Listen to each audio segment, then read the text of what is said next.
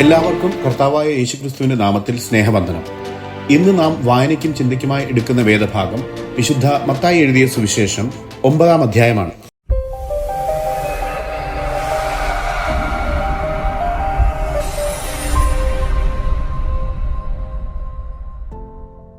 ഈ അധ്യായത്തിൽ യേശു ഒരു നൗകയിൽ കയറി തന്റെ സ്വന്തം നഗരിയായ കഫർനഹൂമിൽ എത്തുന്നതും അവിടെ ഒരു തളർവാദ രോഗിയുടെ പാപങ്ങൾ ക്ഷമിച്ചുകൊണ്ട് അവനെ സുഖപ്പെടുത്തുകയും ചെയ്യുന്നു എന്ന് നാം കാണുന്നു. തുടർന്ന് ചുങ്കക്കാരനായിരുന്ന മത്തായിയെ തന്റെ ശിഷ്യനാക്കുന്നു. യേശു പാപികളുമായും ചുങ്കക്കാരുമായും ഭക്ഷണം കഴിച്ചതിനെ പരിസേയർ ചോദ്യം ചെയ്യുമ്പോൾ ദയയും കരുണയും മതകർമ്മങ്ങളെക്കാൾ പ്രധാനമാണെന്ന് യേശു ക്രിസ്തു സാക്ഷ്യപ്പെടുത്തുന്നു. പിന്നാലെ രോഗിയായ ഒരു സ്ത്രീയെ സുഖപ്പെടുത്തുകയും ജൈറോസിന്റെ മരിച്ച മകളെ ഉയർത്തുകയും ചെയ്യുന്നു. യേശു ജനങ്ങളോട് അതീവ കാരുണ്യം പുലർത്തുന്നത് ഈ അധ്യായത്തിൽ നാം വായിക്കുന്നു. കർത്താവിന്റെ ദയയും കരുണയും പാപക്ഷമയും രോഗശമനവും മനുഷ്യരുടെ മരണത്തിന്മേലുള്ള അവന്റെ സർവാധികാരവും ഈ അധ്യായത്തിൽ നമുക്ക് കാണാൻ സാധിക്കുന്നു. മത്തായി 9-ാം അധ്യായം 1-ാം വാക്യത്തിൽ ഗദരേനരുടെ ദേശം വിട്ട് അക്കരെയുള്ള സ്വന്തം പട്ടണമായ കഫർനഹൂമിൽ ചെല്ലുന്നു എന്ന് നാം വായിക്കുന്നു. നസ്രത്തിൽ വളർന്ന യേശുവിന്റെ സ്വന്തം പട്ടണം എന്ന് കഫർനഹൂമിനെ വിളിക്കാൻ കാരണം മത്തായി 4-ാം അധ്യായം 13-ൽ നാം മുമ്പ് വായിച്ചതുപോലെ സെബുലൂന്റെയും നഫ്താലിയുടെയും അതിർത്തിയിലുള്ള കടൽക്കരയുള്ള കഫർനഹൂമിൽ അവിടുന്ന് താമസിച്ചിരുന്നു എന്നതുകൊണ്ടാണ്. 2-ാം വാക്യത്തിൽ ഒരു കിടക്കമേൽ കിടക്കുന്ന ഒരു പക്ഷവാതക്കാരനെ അവന്റെ അടുക്കൽ കൊണ്ടുവന്നപ്പോൾ അവരുടെ വിശ്വാസം കണ്ട് പക്ഷവാതക്കാരനോട്, മകനെ ധൈര്യമായിരിക്കുക, നിന്റെ പാപങ്ങൾ മോചിച്ചു തന്നിരിക്കുന്നു എന്ന് പറഞ്ഞു. ദൈവത്തിന് മാത്രമേ പാപം മോചിക്കുവാൻ അധികാരമുള്ളൂ എന്ന് അറിഞ്ഞിരുന്ന യഹൂദ ശാസ്ത്രികളിൽ ചിലർ യേശുക്രിസ്തു ദൈവമാണ് എന്ന സത്യം മനസ്സിലാക്കാതെ ഇവൻ ദൈവദൂഷണം പറയുന്നു എന്ന് മനസ്സുകൊണ്ട് പറഞ്ഞു. അവരുടെ മനസ്സിലെ ചിന്തകൾ ഗ്രഹിച്ച യേശു അവരോട്, നിന്റെ പാപങ്ങൾ മോചിച്ചു തന്നിരിക്കുന്നു എന്ന് പറയുന്നതോ എഴുന്നേറ്റ് നടക്ക എന്ന് പറയുന്നതോ ഏതാകുന്നു എളുപ്പം എന്ന് ചോദിച്ചു എന്ന് 5-ാം വാക്യത്തിൽ നാം കാണുന്നു. കർത്താവ് ഇങ്ങനെ ചോദിക്കാൻ കാരണം കേവലം ഒരു സൃഷ്ടിക്ക് ഈ പറഞ്ഞ 2 കാര്യങ്ങളും എളുപ്പമായിരുന്നില്ല എന്ന് മാത്രമല്ല, തീർത്തും അസാധ്യവുമായിരുന്നു. എന്നാൽ അവ രണ്ടും ദൈവത്തിന് എളുപ്പമായിരുന്നു എന്നു മാത്രമല്ല അനായാസവുമായിരുന്നു എന്നതിനാലാണ്. തന്റെ വാക്കിലൂടെ രോഗശാന്തിക്കുള്ള ശക്തി പ്രവഹിക്കുക മാത്രമല്ല, തനിക്ക് മനുഷ്യരുടെ പാപങ്ങൾ മോചിക്കാനുള്ള ദൈവീക പരമാധികാരം ഉണ്ടെന്ന് അവർക്ക് മനസ്സിലാക്കുവാൻ വേണ്ടി എഴുന്നേറ്റ് കിടക്കയെടുത്ത് വീട്ടിൽ പോക എന്ന് പക്ഷവാതക്കാരനോട് പറയുന്നു എന്ന് നാം 6-ാം വാക്യത്തിൽ വായിക്കുന്നു. ഇവിടെ യേശുക്രിസ്തു മനസ്സുകൾ അറിയുന്നവനും മനുഷ്യാവതാരം ചെയ്ത അവസ്ഥയിൽ യഥാർത്ഥ മനുഷ്യനാണെങ്കിലും വെറുമൊരു മനുഷ്യനല്ല, പാപങ്ങൾ ക്ഷമിക്കാൻ കഴിയുന്ന സൃഷ്ടാവായ ദൈവവും ആണെന്ന് യേശു കർത്താവ് ദൃശ്യമായ തെളിവ് അഥവാ അടയാളം എന്നതിലൂടെ അവർക്ക് സ്വയം വെളിപ്പെടുത്തുന്നു. 7-ാം വാക്യത്തിൽ അവൻ സൗഖ്യമായി എഴുന്നേറ്റ് വീട്ടിൽ പോയി എന്ന് നാം വായിക്കുന്നു.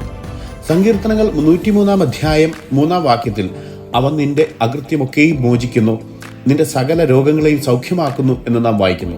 2 ശമൂവേൽ 12-ാം അധ്യായം 13-ൽ നാം വായിക്കുന്നത് ദാവീദ് നാഥാനോട്, ഞാൻ യഹോവയോട് പാപം ചെയ്തിരിക്കുന്നു എന്ന് പറഞ്ഞപ്പോൾ അതിന് നാഥാൻ ദാവീദിനോട്, യഹോവ നിന്റെ പാപം മോചിച്ചിരിക്കുന്നു, നീ മരിക്കയില്ല എന്ന് നാം വായിക്കുന്നു.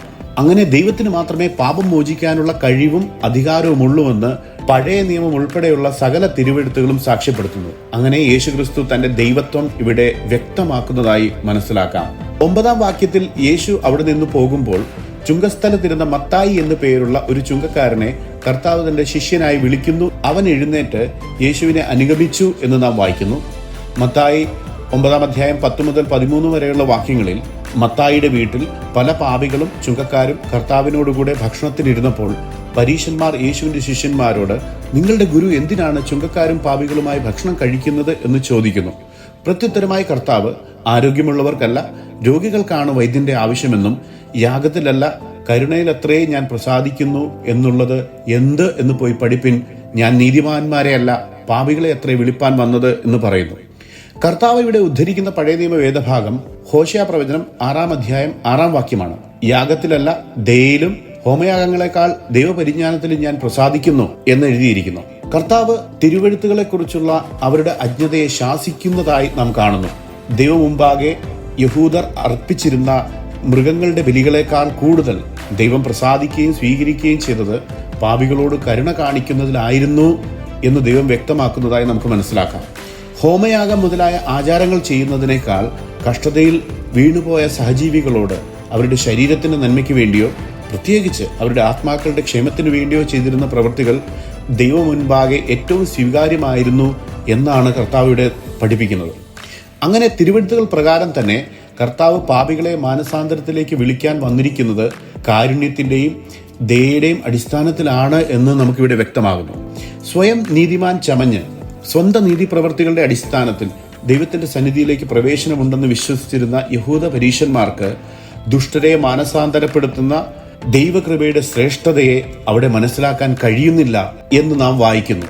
യേശയ്യാ പ്രവചനം 55 അധ്യായം 7 വാക്യത്തിൽ ദുഷ്ടൻ തന്റെ വഴിയെയും നീതികെട്ടവൻ തന്റെ വിചാരങ്ങളെയും ഉപേക്ഷിച്ച് യഹോവയെങ്കിലേക്ക് തിരിയട്ടെ, അവൻ അവനോട് കരുണ കാണിക്കും, നമ്മുടെ ദൈവത്തിങ്കിലേക്ക് തിരിയട്ടെ, അവൻ ധാരാളം ക്ഷമിക്കും എന്നെഴുതിയിരിക്കുന്നു. 14 മുതൽ 17 വരെയുള്ള വാക്യങ്ങളിൽ യോഹന്നാൻ സ്നാപകന്റെ ശിഷ്യന്മാർ യേശുവിന്റെ അടുക്കൽ വന്ന്, ഞങ്ങളും പരീശന്മാരും കൂടെ കൂടെ ഉപവസിക്കുന്നു, നിന്റെ ശിഷ്യന്മാർ ഉപവസിക്കാത്തത് എന്ത് എന്ന് ചോദിക്കുന്നതായി നാം വായിക്കുന്നു. യേശു അവരോട് പ്രതിവചിച്ചത്, മണവാളൻ കൂടെയുള്ളപ്പോൾ തോഴ്മക്കാർക്ക് ദുഃഖിപ്പാൻ കഴിയുകയില്ല, മണവാളൻ പിരിഞ്ഞു പോകേണ്ടത് നാൾ വരും, അന്ന് അവർ ഉപവസിക്കും എന്നും, തുടർന്നും കർത്താവ് പുതിയ തുണിക്കഷ്ണം പഴയ വസ്ത്രത്തിൽ തുന്നിച്ചേർക്കാറില്ല എന്നും, പുതിയ വീഞ്ഞ് പഴയ കൊപ്പുകളിൽ പകർന്നു വെക്കാറില്ല എന്നുമുള്ള ദൃഷ്ടാന്തങ്ങൾ പറയുന്നതായി കാണാം. ഉപവാസത്തെക്കുറിച്ച് മോശയുടെ ന്യായപ്രമാണ പ്രകാരം പ്രായശ്ചിത്ത ദിവസത്തിൽ യഹൂദന്മാർക്ക് ഒരു ദിവസമേ ഉപവാസം ആവശ്യമായിരുന്നുള്ളൂ. ഇത് നാം ലേവ്യ പുസ്തകം 16 അധ്യായം 29 മുതൽ 31 വാക്യങ്ങളിൽ വായിക്കുന്നു. മറ്റെല്ലാ നോമ്പുകളും ന്യായപ്രമാണം സംബന്ധിച്ചിടത്തോളം സ്വമേധയാ ഉള്ളതായിരുന്നു. ആയതിനാൽ മത്തായി സുവിശേഷം 9 അധ്യായം 14 പറഞ്ഞിരിക്കുന്ന ഉപവാസം ന്യായപ്രമാണത്തിൽ അനുശാസിക്കപ്പെട്ടതല്ല. ഇതെല്ലാം പിന്നീട് മനുഷ്യർ ചേർത്തിട്ടുള്ള അനേകം യഹൂദ പാരമ്പര്യങ്ങളിൽ ഒന്നായിരുന്നു. കർത്താവ് ഇവിടെ പറഞ്ഞതിന്റെ അർത്ഥം ഒന്ന് ശ്രദ്ധിക്കാം. മണവാളനായ ക്രിസ്തുവിന്റെ സാന്നിധ്യം അവരോടൊപ്പം ഉണ്ടായിരുന്ന സമയത്ത് അവരുടെ ഗുരുവായ സ്നാപകൻ യോഹന്നാന്റെ സുവിശേഷം 3 അധ്യായം 29 പറഞ്ഞതുപോലെ വിലാപമല്ല, സന്തോഷമാണ് ആവശ്യമായിരുന്നത്. എന്നാൽ കർത്താവിന്റെ പീഡാസഹനവും മരണത്തിനു ശേഷം കഷ്ടത അനുഭവിക്കുകയും ഉപവാസം അനുഷ്ഠിക്കുകയും ചെയ്യേണ്ടി വരും എന്നാണ് കർത്താവ് പറയുന്നതിന്റെ അർത്ഥം. ലൂക്കോസിന്റെ സുവിശേഷം 5 അധ്യായം 36 വാക്യം കൂടെ ചേർത്ത് പഠിച്ചാൽ 16, 17 വാക്യങ്ങളിൽ കർത്താവ് പറയുന്നത് ഉപമകളാണ് എന്ന് മനസ്സിലാക്കാം. പഴയ വസ്ത്രം എന്നത് യഹൂദരുടെ നിയമങ്ങളെയും പാരമ്പര്യങ്ങളെയും സൂചിപ്പിക്കുന്ന ദൃഷ്ടാന്തമാണ്. പുതിയ തുണിക്കഷ്ണം എന്നത് ക്രിസ്തുവിന്റെ മാർഗത്തിലുള്ള ജീവിതമാണ്.